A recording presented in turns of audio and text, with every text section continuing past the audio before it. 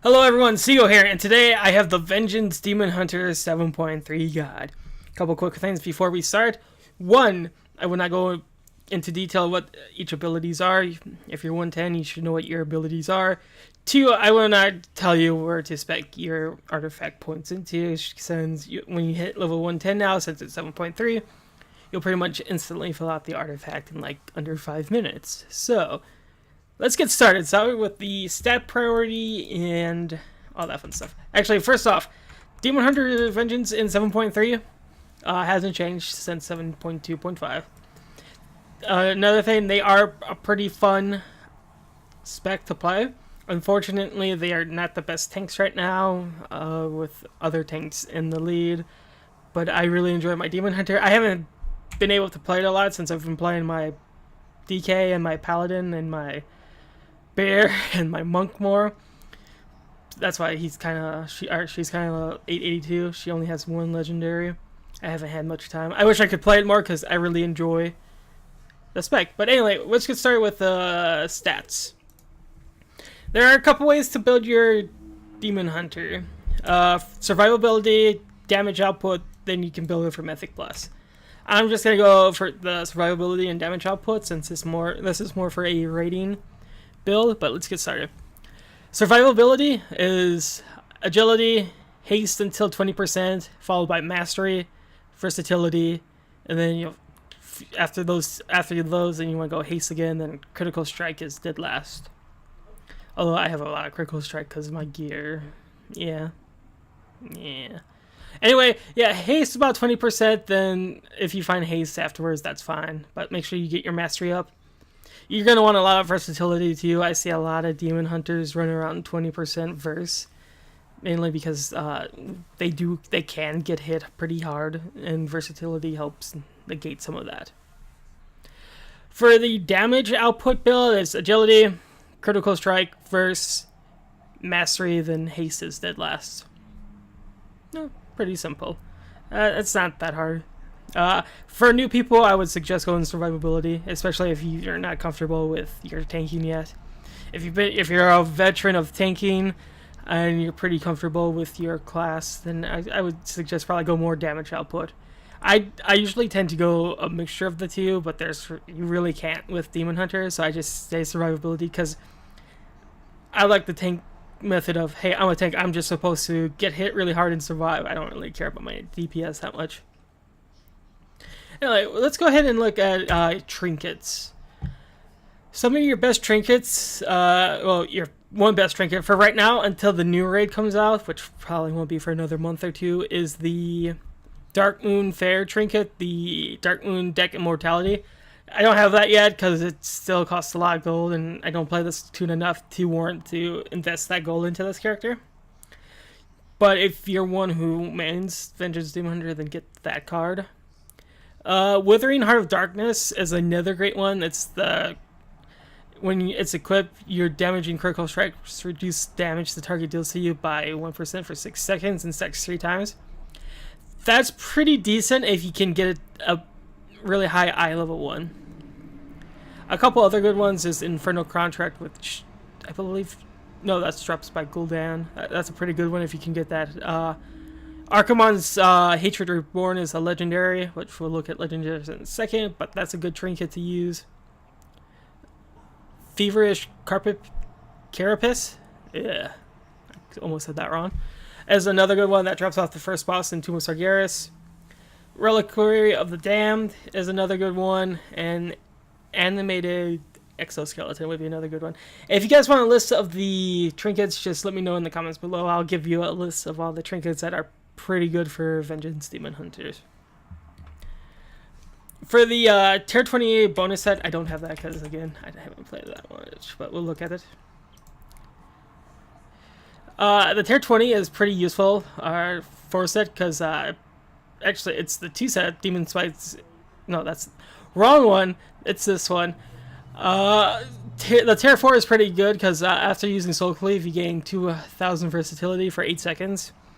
That's pretty good. That's almost and your two set is when you consume a soul fragment, all enemies within 10 yards deal 5% less damage to you for 6 seconds.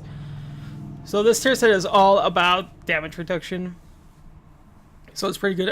I recommend getting the tier 4 set. So you would want to get hands, the chest, the cloak, and legs. Those 4 you should go for first. Or if you can, shoulders and helmet are fine. But there's a couple better stats gear that you should be going for on your shoulder and helms.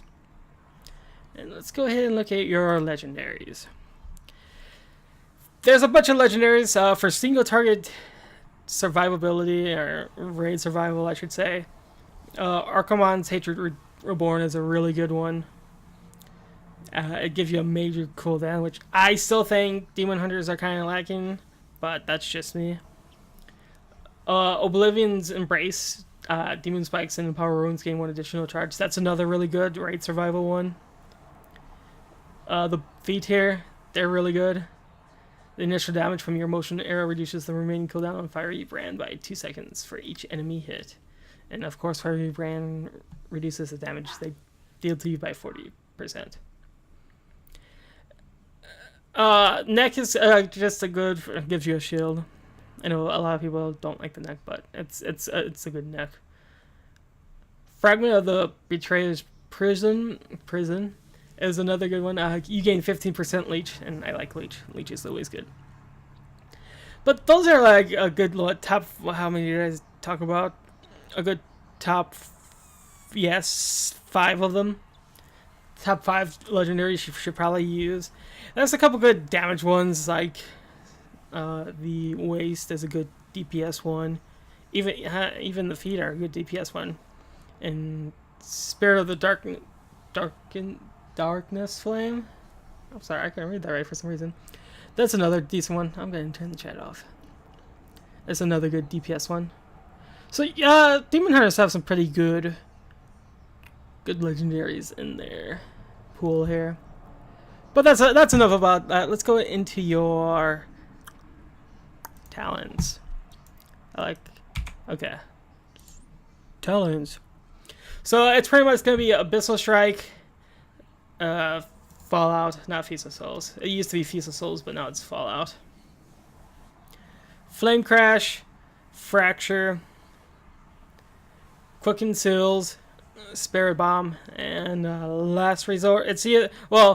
I should say for the 110 talents, it's any one of these depending on the situation. Last Resort or Soul Barrier are pretty good ones. But yeah, that's your talents. There's really not much you should change. 106, you can, I guess, change Quicken Seals to Concentrate Sigils. I'm saying Seals. They're Sigils, not Seals. But you could change those out. There's not really much else you can change out.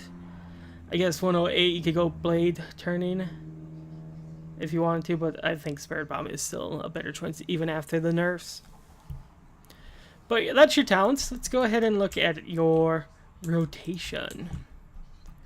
Rotations are always important. Okay, so single target rotation is... Nope, I didn't want to start that yet. Bad. Okay, single rotation is... first to get to the boss, Infernal Strike just lets you leap around. Then you want to go Soul Carver, which is your artifact ability. Use Emotional Aura on cooldown. Use Share if you need pain. Pain is your resource.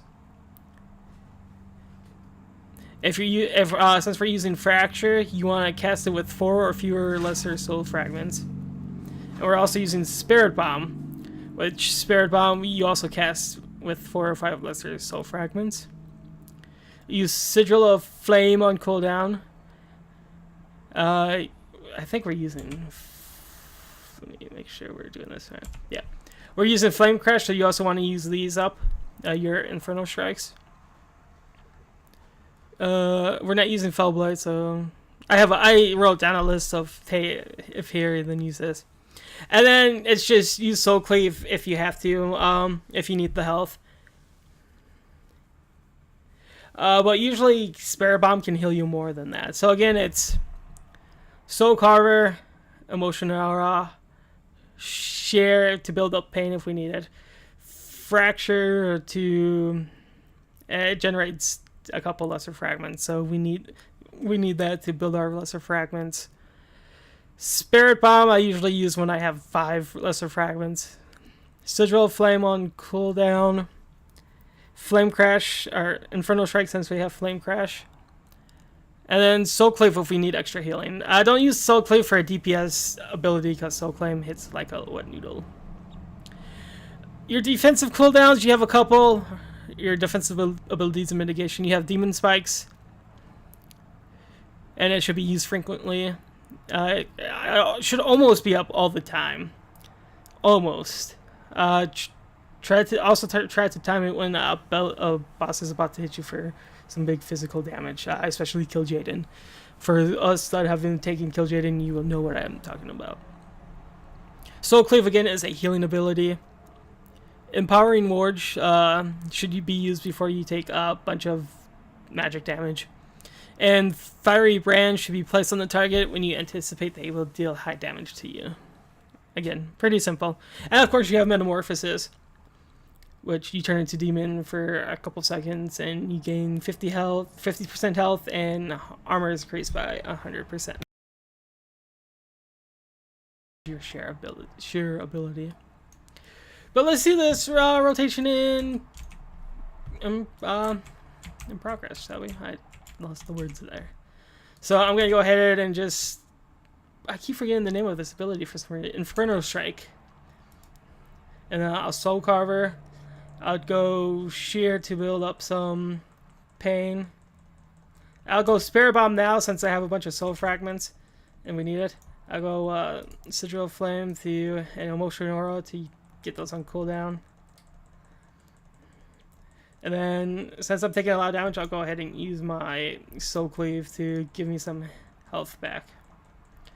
Go ahead and use my Demon Spikes. It's doing a lot of damage, so I'll do that.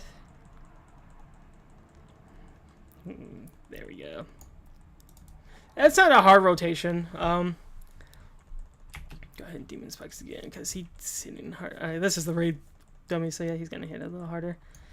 Make sure you're keeping some stuff on your cooldowns. And then... See, I didn't use those Infernal Strikes as a DPS cooldown because I was trying to survive. And he hits harder than I thought he would.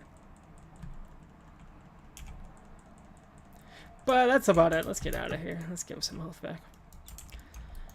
It's not that hard of a rotation. I wish I had more gear. It'd probably be easier to tank this dude by myself. Again, I really enjoy the tanking of a Demon Hunter. I find it really fun. So there's that. One more thing. The Netherlight Crucible. You want to go for... If you're going for survivability, then you want to go with the one that increases your mastery and avoidance. Then you want to go with the one that increases haste. And then find the ones that increase versatility. I will probably send out a link that shows you the ways to build your Netherlight. But you want to go for the stats that increase your survivability the most. Again, not that... The relics are random in the Netherlight Crucible. The relic traits, I should say.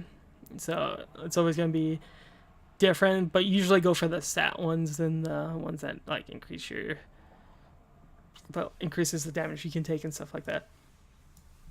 But anyway, that has been it for me for the Demon Hunter guide. I hope you enjoyed it. Please like, subscribe, all that fun stuff. Please check out some of the links below.